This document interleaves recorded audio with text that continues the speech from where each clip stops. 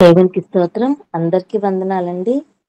హెబ్రీయులకు రాసిన వారి పత్రిక 11వ అధ్యాయము 23 నుండి 27వ వచనం వరకు చదువుకుందాం.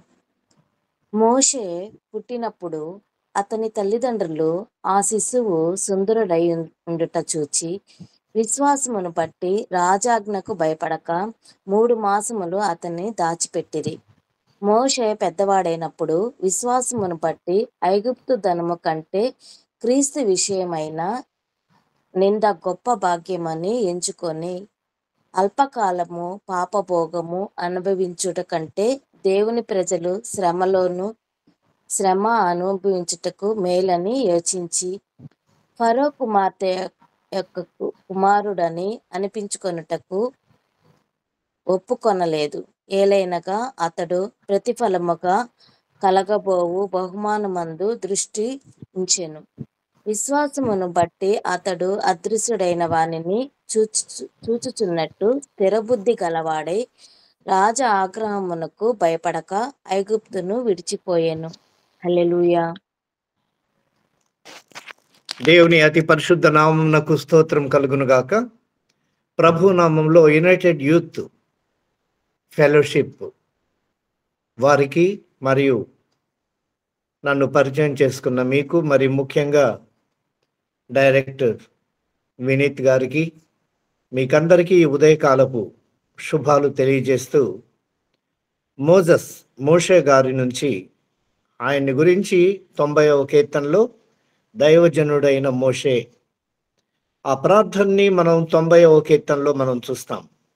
ఇందులో నుంచి మోషే జీవితంలో నుంచి సేవకునికి ఉండవలసినటువంటి లక్షణాలు కూడా మనం తెలుసుకోవడం చాలా మంచిది. ప్రతి ఒక్కరూ వాక్యం బోధించేవారు, క్రైస్తత్వంలో మెలిగేవారు, ఇతరులకు సువార్త ప్రకటించేవారు, సంఘాల్లో నాయకులకు ఈయన జీవితం నుంచి మనం నేర్చుకోవాల్సినటువంటి ప్రధానమైనటువంటి అంశాలు, నాయకత్వ లక్షణాలు ఏంటో మనం జాగ్రత్తగా పరిశీలించి చూస్తాం. మహాగణుడా, పరిశుద్ధుడా, ప్రేమ కలిగిన తండ్రి, ఈ సమయంలో మీరే మాట్లాడమని మా ప్రభువును ప్రియకుమారుడు యేసుక్రీస్తు నామములో ప్రార్థిస్తున్నాము తండ్రి, ఆమేన్.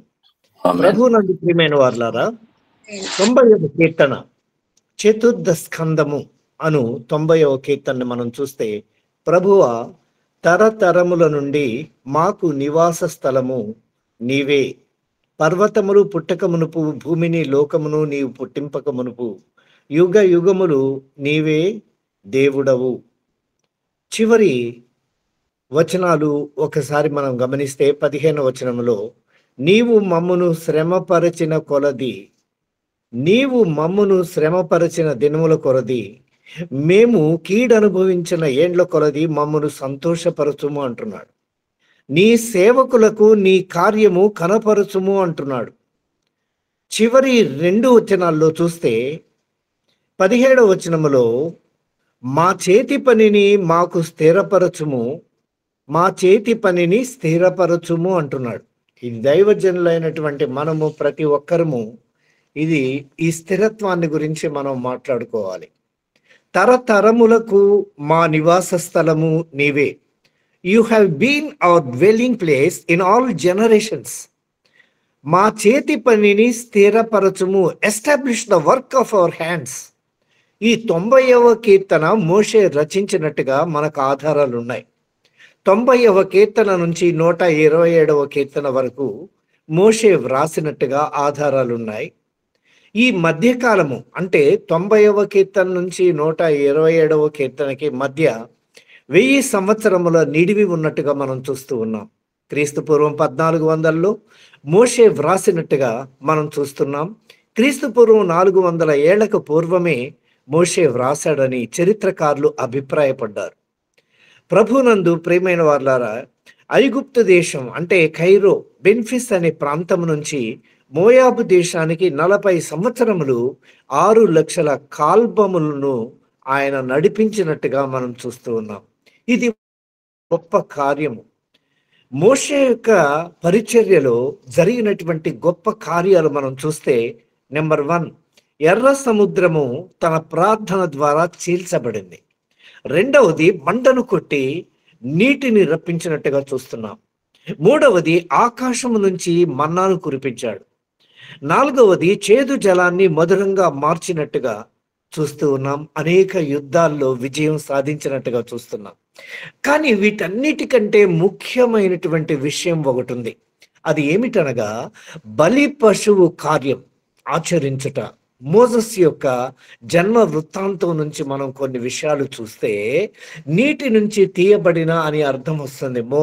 మోషే అనగా. కాబట్టి ఈ గొప్ప కార్యముల కంటే మంచి కార్యము, గొప్ప కార్యము ఏంటో మనం చూస్తే the most important and magnificent act ఏంటది మనం చూస్తే యేసును చూడగలుగుట. యేసును చూడగలుగుట. పస్కా పండుగ యొక్క ఆచరణ మనం ఇక్కడ చూస్తున్నాం. క్రీస్తు యొక్క రక్త ప్రోక్షణ ద్వారా విశ్వాసమును బట్టి ఏం చదివాం మనం? విశ్వాసమును బట్టి ఎక్కడ చూసాం మనం? చూడండి ఒకసారి హెబ్రీయులకు రాసిన పత్రిక 11వ అధ్యాయంలో మనం ముఖ్యమైనటువంటి విషయాలు మనం చూస్తాం. మోషే పెద్దవాడైనప్పుడు 11వ అధ్యాయము 24వ వచనం. మోషే పెద్దవాడైనప్పుడు విశ్వాసమును బట్టి ఐగుప్తు ధనము కంటే క్రీస్తు విషయమైన నింద గొప్ప భాగ్యమని ఎంచుకుని అల్పకాలము పాపభోగములు అనుభవించుట కంటే దేవుని ప్రజలతో శ్రమ అనుభవించుట మేలని యోచించి ఫరో కుమార్తె యొక్క కుమారుడనని అనిపించుకొనుటకు ఒప్పుకోలేదు. ఏలయనగా అతడు ప్రతిఫలముగా కలగబో బహుమానమునందు దృష్టి ఉంచెను. కాబట్టి ఇక్కడ మనం 3 విషయాలు మనం చూస్తాం. ఆ 3 చాలా మోస్ట్ ఇంపార్టెంట్ థింగ్స్ ఏందని మొత్తం చూస్తే 3 విషయాల్లో నంబర్ 1 మనం చూస్తే refused. Note this point. Refused ఏంటంటే మోషే లాంటి సాత్వికుడు భూమి మీద లేడు. ఈ గుణ లక్షణములను బట్టి ప్రతి సేవకునికి ఉండవలసినటువంటి ప్రధాన లక్షణం మొదటిది ఏంటి? He refused to call him as son of Pharaoh's daughter son. Pharaoh అనే గొప్ప వ్యక్తి యొక్క కుమార్తె యొక్క కుమారుడను అనిపించుకున్నటకు ఆయన ఒప్పుకోలేదు. ఒకవేళ ఫరో యొక్క కుమార్తె కుమారుణ్ణని అనిపించుకున్నప్పుడు సమాజంలో పలుకుబడి ఉంటుంది. ఆయన స్వప్రయోజనం కోసం ఏ కార్యములైనా నెరవేర్చుటకు పెద్దలందరూ ముందుకొస్తారు. అబ్బా, ఫరో యొక్క కుమార్తె కుమారుడా అని. ఎందుకు ఈ విషయం చెప్తున్నానంటే చెట్టు పేరు చెప్పి కాయలు అమ్ముకోవడం. ఎవరో పూర్వీకులు చేశారు, మేము చేస్తున్నాం. మా తండ్రి సంఘాన్ని కట్టాడు కాబట్టి నేను దేవుని సేవలో వచ్చాను. రావచ్చు, తప్పలేదు. కానీ సేవకుడు ఈజ్ నాట్ ఎన్ యాక్టర్. సేవకుడు అనేవాడు సినిమా యాక్టర్ కాదు. తండ్రి తర్వాత కొడుకు పుట్టి, కొడుకు తర్వాత కుమారుడు వచ్చి వంశపారంపర్యంగా వచ్చి సినీ ఫీల్డ్ని ఏలడానికి. దేవుడు పిలుచుకున్న సేవకుడు వేళ్ల మీద లెక్కబెట్టి చెప్పవచ్చు. దేవుడు పిలవకుండా కొన్ని వేల కోట్ల మంది ఈనాడు ప్రపంచంలో వచ్చేస్తున్నారు. సేవ నిర్వీర్యం అయిపోతూ ఉన్నది. ఏ రీతిగా ప్రబోధిస్తున్నారో వాళ్ళకి అర్థం కావటం లేదు. ఒక్కసారి మనం ఏ రీతిగా ఉండాలో, ఎలా ఉండాలో ఒక్కసారి అది కామెంట్ కాదు, కానీ ఇది నా కామెంట్ కాదు, ఇది యేసు ప్రభువుల వారు చాలా చక్కగా మాట్లాడుతూ ఉన్నాడు. మత్తయి సువార్త 22వ అధ్యాయం మనం చూసినట్లయితే అక్కడ ఒక మాట మాట్లాడుతూ ఉన్నాడు. చూడండి ప్రభువునందు ప్రియమైన వారులారా, మత్తయి సువార్త 23వ అధ్యాయము 6వ వచనం. విందులలో అగ్రస్థానములను, సమాజ మందిరములో అగ్రపీఠములను, సంత వీధుల్లో వందనములను, మనుష్యుల చేత బోధకులని పిలువబడటయు కోరుదురు. మీరైతే బోధకులని పిలవవద్దు, ఒక్కడే బోధక. చూడండి, ఇక్కడ కొన్నిసార్లు మనం చాలా గర్వంగా ప్రవర్తిస్తూ ఉంటాం. గర్వం లేకల్లా ఆత్మీయ గర్వం చాలా భయంకరమైనది. వీళ్ళు సువార్త చెప్పడానికి కూడా ముందుకు రారు, కానీ వారు కోరుకున్న స్టేజ్లో నిలబడే ప్రాచుర్యం పొందాలని కోరుకునేటటువంటి సేవ ఈనాడు ప్రపంచంలో వచ్చి ఉన్నది. అదే దౌర్భాగ్యమైన పరిస్థితి. ఈరోజు మోషే జీవితం నుంచి మనం నేర్చుకునే మొట్టమొదటి విషయం ఏంటంటే he refused to call him a son of Pharaoh's daughter son. Pharaoh దైవాంశ సంభూతుడు, సూర్య కుమారుడు అని అర్థం వస్తుంది. అటువంటి ఫరో యొక్క కుమార్తె యొక్క కుమారుడిని అనిపించుకుంటే సమాజంలో పలుకుబడి రావడమే కాకుండా ఒక గౌరవం ప్రతిష్టలు ఆయనకి ఏర్పడతాయి. కానీ రిఫ్యూజ్ చేసినటువంటి మహానాయకుడు, మహాసేవకుడు, గొప్ప దైవజనుడు మోషే. ఫరో వంశం యొక్క విలువ కలిగినటువంటిది. Number 1 refused. Number 2 choosing rather to be mistreated with the people of God than to enjoy the fleeting pleasures of sin. అల్పకాల పాప భోగములు అనుభవించుట కంటే దేవుని ప్రజలతో శ్రమ అనుభవించుట మేలు. ఎంత గొప్ప మాట అండి. Number 1 refuse, number 2 is choosing. ఆయన ఏమి చూస్ చేసుకున్నాడు, ఆయన ఏమి ఎన్నుకున్నాడంటే అల్పకాలమైనటువంటి పాప భోగముల గురించి ఇక్కడ మాట్లాడుతూ ఉన్నాడు. మన పాప భోగములన్నీ కూడా లోకములో ఉన్నవి 3 వ్యక్తులు ఈనాడు ప్రపంచాన్ని ఏలుతూ ఉన్నారు, లోకమును ఏలుతూ ఉన్నారు. దుష్టులు, పాపులు, అపహాసకులు. Sitting, stand, walking. నువ్వెక్కడ కూర్చున్నావు, నువ్వు ఎవరితో నడుస్తున్నావు, నువ్వు ఎవరితో నడుస్తున్నావు, నువ్వు ఎక్కడ కూర్చున్నావు. ఈరోజు మన పరిస్థితి ఏంటి? అల్పకాల పాప భోగములు అనుభవించుట కంటే క్రీస్తు అల్పకాల పాప భోగములు అనుభవించుట కంటే దేవుని ప్రజలతో శ్రమ అనుభవించుట మేలు. Number 2. Number 3 considered. He considered the reproach of Christ greater wealth than the treasures of Egypt. విశ్వాసమును బట్టే ఐగుప్తు ధనము కంటే క్రీస్తు విషయమైన నింద గొప్ప భాగ్యమని ఎంచుకున్నాడు. ఈ ఐగుప్తు ధనము గురించి ఒక బుక్లో రాశాడు ఒక ప్రధాన భక్తుడు.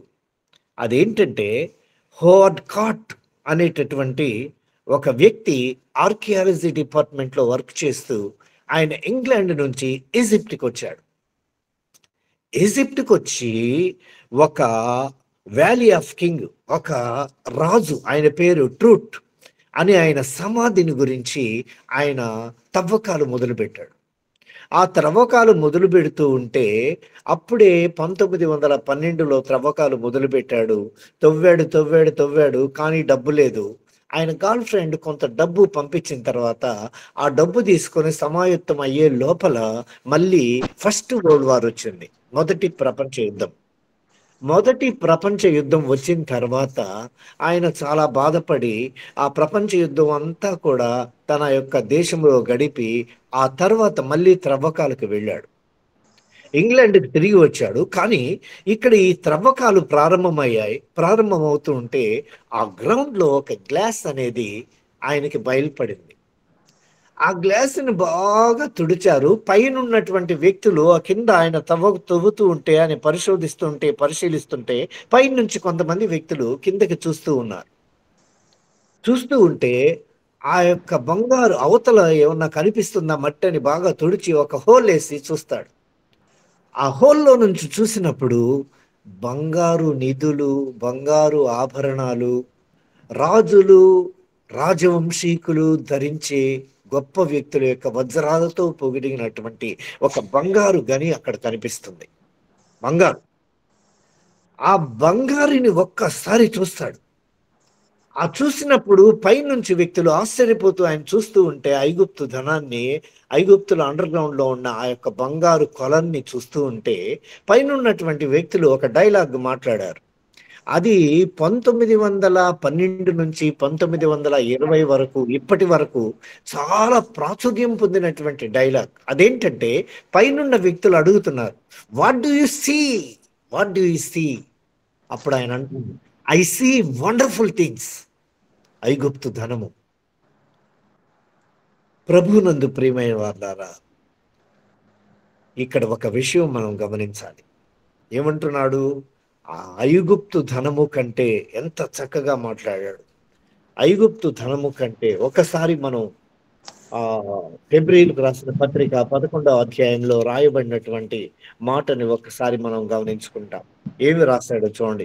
విశ్వాసమును బట్టి ఐగుప్తు ధనము కంటే క్రీస్తు విషయమైన నింద గొప్ప భాగ్యమని ఎంచుకున్నాడు. ఐగుప్తులో గోల్డ్‌కి చాలా గిరాకీ ఉంది.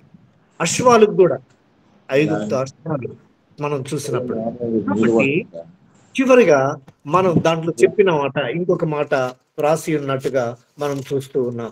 ప్రభునందు ప్రియమైన వాళ్ళారా, ఇక్కడ హెబ్రీయులకు రాసిన పత్రిక 11వ అధ్యాయం మనం చూసినట్లయితే ఆయన 27వ వచనం చూడండి. విశ్వాసమును బట్టి అతడు అదృశ్యుడైన వాణ్ణి చూచున్నట్లు స్థిర బుద్ధి గలవాడై.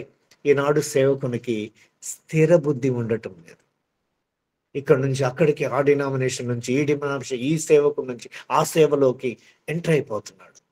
దేవుడు అప్పగించినటువంటి కార్యములో ఆ సంఘమును నమ్ముకొని, ఆ సంఘము ద్వారా ప్రేరేపించబడి, అక్కడ నుంచి మన యొక్క పరిచర్య ప్రారంభిస్తే, ఈయన 40 సంవత్సరాల జీవితంలో అంతా పరిశీలించి చూసినట్లయితే ఎక్కడ కూడా స్థిరత్వం కోల్పోలేదు.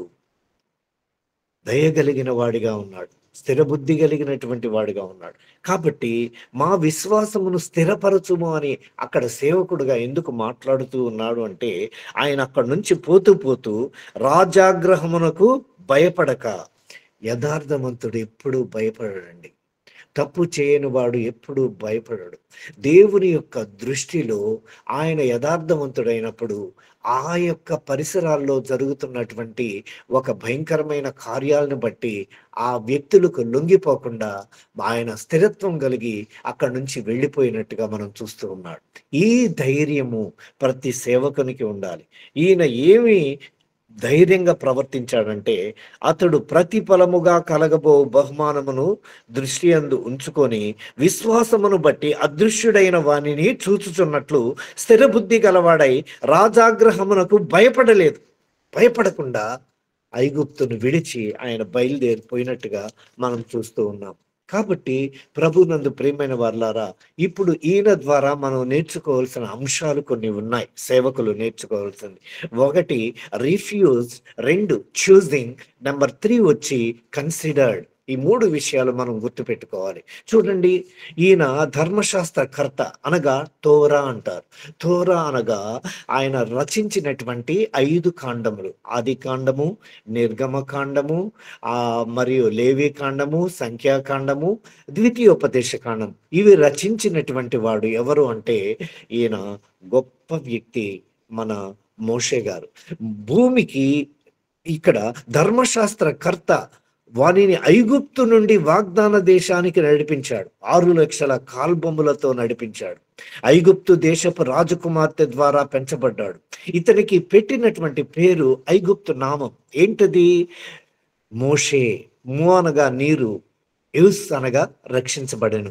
దీనికి యూసిఫస్ అనేటటువంటి ఒక వ్యక్తి నామకరణం చేసి, హెబ్రీయులు ఆ పదమును కొంచెం మార్పు చేసి తమ భాషకు సరిపడినట్లు మాషాయను ధాతువు నుండి వచ్చి మోషే అని ఆయన్ని పిలిచినట్టుగా చారిత్రక ఆధారాలు మనం చూస్తాం. నిర్గమకాండం 2వ అధ్యాయం 10వ వచనం చూస్తే, నీటి నుండి తీయబడిన కనుక మోషే అని పిలిచెను అని ప్రస్ఫుటంగా మనకు బైబిలే మనకు అందిస్తుంది. మోషే క్రీస్తు పూర్వం 1551లో జన్మించి లేవీయులైనటువంటి అబ్రాము మరియు యాకెబెతులకు ఈయన జన్మించినటువంటి కుమారుడు. ఈయన అన్న పేరేంటి ఒక్కసారి చూడండి, అహరోను. అక్క పేరు మిరియాము. మోషే మొత్తము జీవిత చరిత్ర 120 సంవత్సరాలు.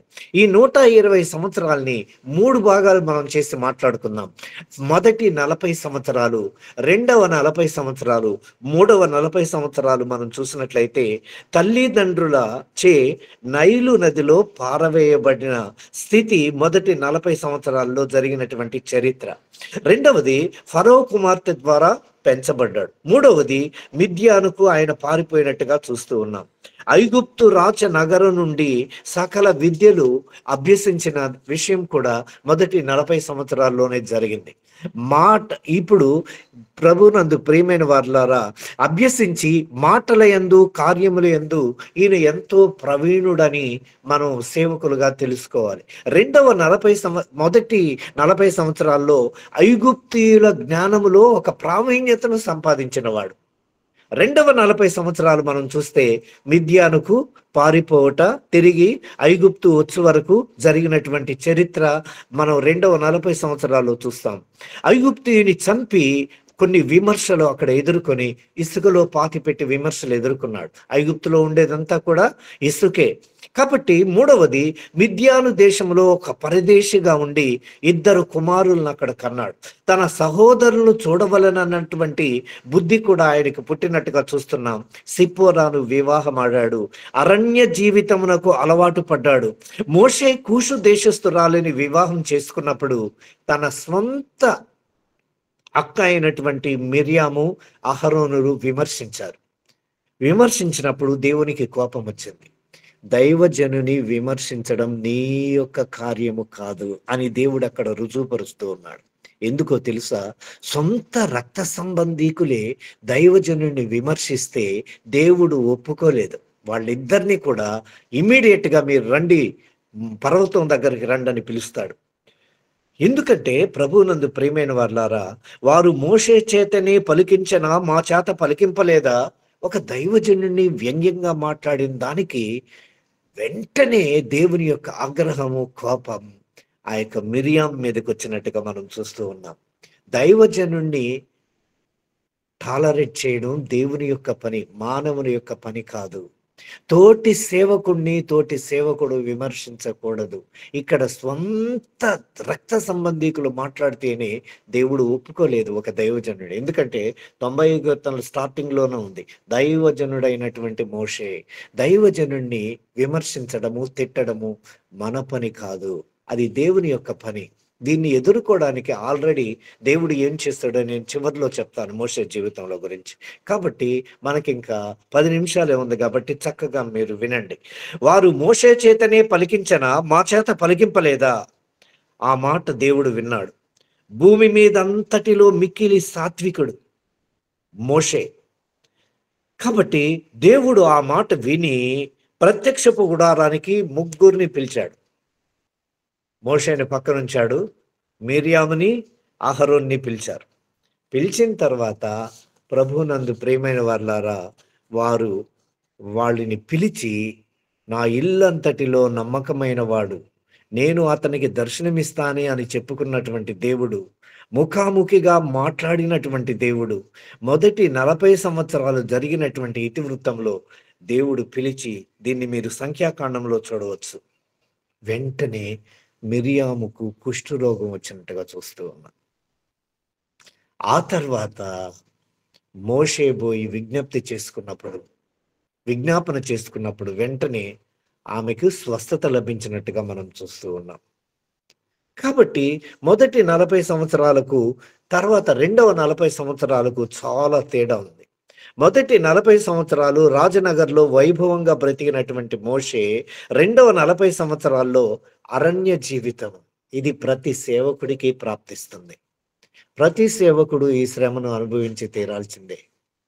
ఈ అరణ్య జీవితం నుంచి మండుచున్న పొదలో యెహోవా దూత ప్రత్యక్షమై ఇశ్రాయేలీయులు నడిపించటకు సాధకముగాను ఉపయోగించబడి అక్కడ కొన్ని విషయాలు మోషేకి తెలియజేసినట్టుగా మనం చూస్తూ ఉన్నాం.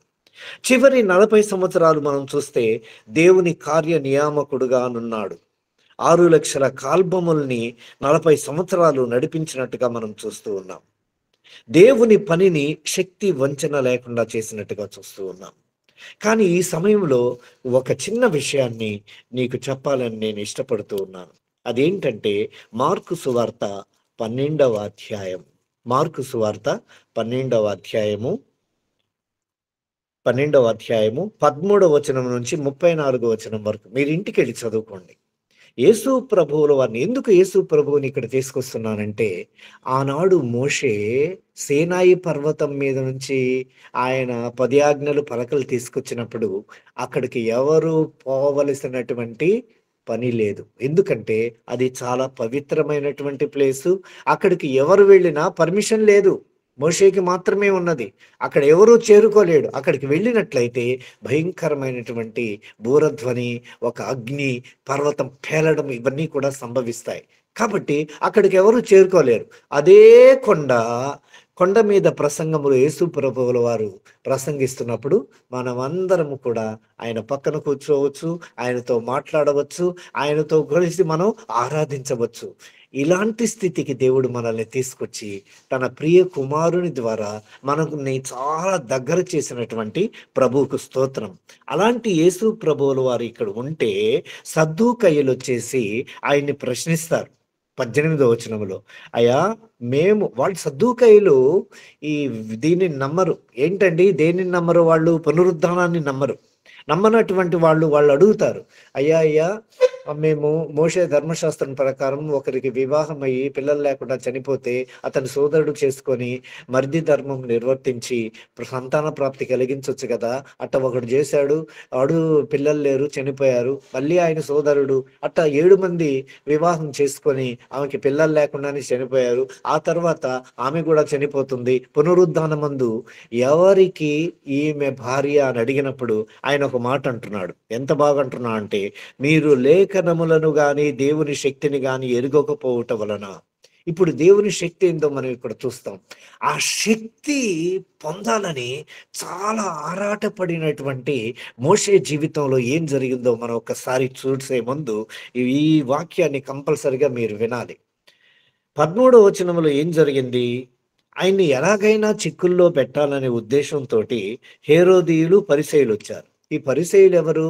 పరిసయ్యులు, శాస్త్రులు, సద్దూకయ్యులు, వీళ్ళ ముగ్గురిని గురించి జనానికి తెలియదు. ఎవరికి తెలియదు. వీళ్ళ ముగ్గురు యొక్క బ్రతుకు బండారం బయట పెట్టింది ఎవరంటే యేసు ప్రభువుల వారు. వీళ్ళ ముగ్గురిని కలిపి ఏమన్నాడు అనంటే, సర్ప సంతానమా అని మాట్లాడుతున్నాడు. సద్దూకయ్యుల్లో కొందరిని మెచ్చుకొని ఆయన, వాళ్ళు కూడా పునరుద్ధానాన్ని నమ్మినప్పటికీ ఈ పరిసయ్యుల్లో వాళ్ళను కూడా కలిపి మాట్లాడుతున్నాడు. కారణం ఏంటంటే, శాస్త్రులు పైకి చాలా శుభ్రంగా ఉంటారు, చాలా నిష్టగా ఉంటారు. వాళ్ళు స్క్రైబర్స్ అంటారు. ఏదన్నా లిఖించేటప్పుడు పక్కన పెద్ద దైవజనుడు లేకపోతే పొలిటికల్ లీడరు పక్కన వచ్చి కూర్చున్నా కూడా వాళ్ళ కాన్సన్ట్రేషన్ చెదరదు. వాళ్ళు ఉపయోగించే ఇంకు బ్లాక్ ఇంక్ ఎక్కువ ఉపయోగిస్తారు. వాళ్ళు ఇంకే కలర్ ఇంకు కూడా ఉపయోగించరు వాళ్ళు. అంతేకాదు, సద్దూకయ్యుల యొక్క జీవితంలో మనం చూసినప్పుడు వారు పైకి చాలా నిష్టగా ఉంటారు. వాళ్ళని బట్టి ఏం చెప్పాడంటే, మీరు పైకి చాలా ఇదిగా ఉంటారు కానీ శుభ్రంగా ఉంటారు కానీ మీ అంతరంగ స్వభావం అంతా కూడా కంపు కొడుతుంది. ఈ విషయాన్ని మనం నూతన నిబంధనలో పలుమార్లు చూస్తూ ఉన్నాం. కాబట్టి అలాంటి సద్దూకయ్యులు కూడా వచ్చి ప్రభువుని ఇబ్బంది పెట్టారు. ఇక్కడేమో ఎవరు ఇబ్బంది పెట్టారు? హేరోదీయులు, పరిసయ్యులు ఇక్కడ ఇబ్బంది పెట్టారు. ఎలా ఇబ్బంది పెట్టారు? ఏమని చూస్తే, ఆయనకి మొహమాటము లేని వాడవు నువ్వు సత్యమునే బోధించువాడవు, ఎవరిని లక్ష్య పెట్టని వాడవు, సత్యవంతుడవు. ఇవన్నీ నిజమే అయినప్పటికీ వాళ్ళ పొగడ్తలన్నీ కూడా వేషధారణగా ఉన్నాయని యేసు ప్రభు ఏం చెప్పారు ఇక్కడ? వాళ్ళ వేషధారణని ఎరిగి మీరు నన్ను ఎందుకు పరిశోధిస్తున్నారు అని ఒక మాట చెప్పేసేలోగా వాళ్ళు ఏమన్నారంటే, కైసరుకు పన్నివ్వడం మంచిదా కాదా అన్నప్పుడు ఆయన ఒక నాణ్యం తీసుకొచ్చి, కైసరువి, దేవునికి ప్రభుత్వం ఇచ్చే అని చెప్పినప్పుడు వారు చాలా చక్కగా చెప్పారనే విషయాన్ని ఒక శాస్త్రి పరిశీలిస్తూ ఉన్నారు. పరిశీలించి ఆ శాస్త్రి వచ్చి 28వ వచనంలో అడిగాడు. శాస్త్రులలో ఒకడు వచ్చి వారు తర్కించుట విని ఆయన వారికి బాగుగా ఉత్తరం ఇచ్చనని గ్రహించి ఆజ్ఞలన్నిటిలో ప్రధానమైనది ఏది అని అడిగాడు. అక్కడ మనకు ఒక్కసారి ద్వితీయోపదేశకాండం 6వ అధ్యాయాన్ని మళ్ళీ ఇక్కడ రెఫర్ చేస్తా ఉన్నారు. కారణం ఏంటి? పాత నిబంధన నీడ క్రొత్త నిబంధనలో ప్రస్ఫుటంగా కనిపిస్తుందన్న విషయం మనం మర్చిపోకూడదు. ఏమంటున్నాడు ఇక్కడ చూడండి, ఓ ఇస్రాయేలు వినుము, మన దేవుడైన ప్రభు, అద్వితీయ ప్రభు, నీవు నీ పూర్ణ హృదయముతోనూ, నీ పూర్ణ ఆత్మతోనూ, నీ పూర్ణ వివేకముతోనూ, నీ పూర్ణ బలముతోనూ నీ దేవుడైన ప్రభువును ప్రేమించాలి. ఇది ఫస్ట్ ప్రధానమైనటువంటి ఆజ్ఞ. రెండవది, నిన్ను వలె నీ పొరుగు వారిని ప్రేమించుము అనేది రెండవ ఆజ్ఞ. కాబట్టి శాస్త్రి ఏమంటున్నాడు ఇక్కడ? బోధకుడా, బాగుగా చెప్పావు. ఆయన అద్వితీయుడని, ఆయన తప్ప వేరొక దేవుడు లేడని నువ్వు చెప్పిన మాట నిజమే. పూర్ణ హృదయముతో, పూర్ణ వివేకముతో, పూర్ణ బలముతో ఆయన్ని ప్రేమించుటయు, ఒకడు తన్ను వలె తన పొరుగువాన్ని ప్రేమించుటయు సర్వాంగ హోమముల కంటే. భలే పదమండి ఇది. ఇది చాలా గొప్ప పదం. ఈ పదాన్ని మనం పూర్తిగా అర్థం చేసుకుంటే, సర్వము ఆయనే. ఆయన తప్ప మనకేదీ లేదు. ఇచ్చేటప్పుడు మనం బిగబట్టకూడదు. దేవునికి ఇచ్చేటప్పుడు, దేవునికి నీవు అర్పించుకోకుండా నీకు చెందినవి అర్పిస్తే అది దాతృత్వపు ఆరాధన కాదు. పూర్ణ బలముతో, పూర్ణ ఆత్మతో అంటే చాలా గొప్ప మాట అది. సర్వాంగ హోమం అంటే సర్వము నీవే, నన్ను పుట్టించింది నీవే, నీవు నన్ను కలుగ చేసిన విధము చూడగా భయము ఆశ్చర్యంగా ఉంది. అలాంటి విధము నువ్వు నన్ను కలిగినప్పుడు, నువ్వు నన్ను పుట్టించినప్పుడు నా మీద అధికారం ఎవరికి ఉంటుంది? దేవునికి ఉంటుంది. కాబట్టి first preference it will be given unto God. మొదటి ఆరాధన ఉదయం లేచి ఈ విధంగా మనం ఆరాధించడం అనేది. లోకమంతా నిద్రపోతుంది. ఉదయాన్నే లేసి దేవుణ్ణి ఆరాధనలో నలుగురిని సమకూర్చి ఇక్కడ కూడి ఉన్నామంటే దాన్ని ఏమంటారంటే సర్వాంగ హోమము అంటారు. ఆయనే మనకు ప్రిఫరెన్స్. సర్వాంగ హోమము కంటే, బలుల కంటే అధికముగా అంటే అధికమని ఆయన చెప్పాను. అతడు వివేకముగా ఉత్తరమిచ్చినని యేసు గ్రహించి, శాస్త్రిని గురించి, వివేకాన్ని గురించి మాట్లాడుతున్నాడు. నీవు దేవుని రాజ్యమునకు దూరముగా లేవు. 99 పరుగులు చేసి క్రికెట్లో ఒక్క పరుగు దగ్గర మనం అవుట్ అయిపోతే, మన బాల్ వేసేటప్పుడు గోల్లో పడకుండా ఎంట్రుక వాసలో అది పోతే, ఆ మెడల్ పోగొట్టుకుంటే భారతదేశం అంతా ఒకసారి గొల్లుమంటుంది. మరి ఇది పరలోక రాజ్యం. ఆ రాజ్యాన్ని గురించి ఏం చెప్తున్నాడు ఆయన? నీవు దేవుని రాజ్యమునకు దూరముగా లేవు. మనమందరము కూడా సమీపస్తులమే. సిలువ మీద దొంగతో పలికాడు, నేడు నీవు నాతో కూడా పరదేశంలో ఉందువు అన్నాడు. ఇక్కడ మాత్రం శాస్త్రితో నీవు దేవుని రాజ్యంలోకి వచ్చేస్తున్నావని చెప్పట్లే. నీవు దేవుని రాజ్యమునకు దూరముగా లేవు. అక్కడ దాకా అంచుల వరకు వచ్చి ఉన్నాడు. అది ఫిలప్ చేయలేకపోతున్నాడు. అదేవిధంగా మోషే జీవితంలో మనం చూస్తే, దేవుని పనిని శక్తి వంచన లేకుండా చేసిన వాడు, 6 లక్షల కాల్బొమ్మలను 40 సంవత్సరాలు నడిపించిన వాడు, విశ్వాసము కలిగిన వాడు, విధేయత కలిగినాడు వాడు, ఓర్పు కలిగినటువంటి వాడు, జ్ఞానము కలిగినటువంటి వాడు, చురుకుదనము కలిగినటువంటి వాడు, అధికార స్వభావం కలిగినటువంటి వాడు, త్యాగ బుద్ధి కలిగినటువంటి వాడు, తోరా 5 ఖండాలు రచించినటువంటి వాడు, 73 కీర్తనలు రచించినటువంటి మోషే జీవితంలో జరిగినటువంటి అద్భుత కార్యాలు మనం చూసినట్లయితే, ప్రభువునందు ప్రియమైన వారులారా, ఆయన జీవితంలో చేసినటువంటి గొప్ప కార్యాలు మనం మొదటి నుంచి మనం చెప్పుకున్నాం. ఏంటా కార్యాలు మనం జాగ్రత్తగా పరిశీలించి చూసినప్పుడు చాలా గొప్పగా మనం ఆయన గురించి ఇక్కడ మాట్లాడుకున్నాం. ఆయన నడిపించబడ్డ బండను కొట్టి నీరు రప్పించాడు. ఎర్ర సముద్రం తన ప్రార్థన ద్వారా చీల్చబడింది. ఆయన జీవితంలో ఆకాశం నుంచి మన్నా కురిపించబడింది. చేదు జలాన్ని మధురంగా మార్చింది ఆయన యొక్క పీరియడ్లోనే, ఆయన యొక్క ప్రార్థన ద్వారానే. వీటన్నిటికంటే ముఖ్యమైన విషయం దేవుణ్ణి చూచుట. ఇవన్నీ చేసినటువంటి మోషే వాగ్దాన భూమి దగ్గరికి తీసుకొచ్చి పాలు తేనెలు ప్రవహించే దేశాన్ని దూరంగా చూపించి, నువ్వు అక్కడికి చేరుకోలేవు, నువ్వు ఇక్కడి నుంచి చూస్తావు గాని. రోమాలు నిక్కబడుచుకుంటున్నాయి నాకైతే. మన పరిస్థితి ఏంటి? నువ్వెక్కడున్నావు, నేనెక్కడున్నావు? వాగ్దాన భూమి దగ్గరకు తీసుకొచ్చి మోషేని ఆపేశాడు. స్టాప్, నువ్వు ఇక్కడి నుంచి పాలు తేనెలు ప్రవహించ వాగ్దాన దేశం అదుగో కనాను, నువ్వు దాన్ని చూస్తావు కానీ దాని దగ్గరికి చేరుకోలేవు. మనమందరము సమీపస్తులమి. ఆ శాస్త్రితో మాట్లాడుతూ ఉన్నాడు, నీవు దేవుని రాజ్యమునకు దూరముగా లేవు. ఇసుక తెచ్చుకున్నాడు, ఐరన్ తెచ్చుకున్నాడు, సిమెంట్ తెచ్చుకున్నాడు, లక్షల మంది జనాన్ని తెచ్చుకున్నాడు. తెల్లవారి మందిరము కట్టడానికి మొదలు పెట్టాడు. వెంటనే దేవుడు నాతాను ద్వారా చెప్పాడు, ఆపేశాడు దావీదుని, నువ్వు నా మందిరం కట్టడానికి వీల్లేదు. నీ కుమారుడికి ఆధిక్యత నేను ఇస్తున్నాను అని చెప్పి మరణశయ్యలో నుంచి కొన్ని మాటలు ఆయన మాట్లాడుతూ విలపిస్తాడు దావీదు. మనం పరిశుద్ధ గ్రంథంలో చూసినప్పుడు దావీదు జార విడుచుకున్నాడు. మోషే జీవితంలో అంత గొప్ప వ్యక్తిని వాగ్దాన భూమి దాకా, అది దేవుని పని, ఆ దేవుని కార్యాలు అద్భుతంగా ఉంటాయి కాబట్టి అది దేవుడిచ్చిన జడ్జిమెంట్. సేవకుడిని ఎప్పుడు కూడా విమర్శించకూడదు, అది దేవుని పని. సేవకుడిని ఏ సేవకుడిని ఎక్కడ పెట్టాలో ఆయన చూసుకుంటాడు. సేవకుల్ని ఎప్పుడు కూడా మనం విమర్శించకూడదు. అట్లాగని చెప్పి సేవకునికి ఉండవలసినటువంటి ప్రధాన లక్షణాలు ఈనాడు మనం హెబ్రీయులకు రాసిన పత్రిక ద్వారా తెలుసుకున్నాం. దేవుడు తన పరిశుద్ధ వాక్యాన్ని మన వినికిడిలో దీవించి ఆశీర్వదించును గాక. ఆమెన్. పరిశుద్ధుడా, మహోన్నతుడా, ప్రేమ కలిగిన తండ్రి యేసయ్యా, మీకు వందనాలు, మీకు స్తోత్రాలు. ఇదిగో నాయన, ఈ ఉదయకాల సమయంలో తండ్రి మోషే జీవితం గురించి అయ్యా లోతైన ఆత్మీయ పాఠాలు మాకు నేర్పించారు తండ్రి, మీకు వందనాలు.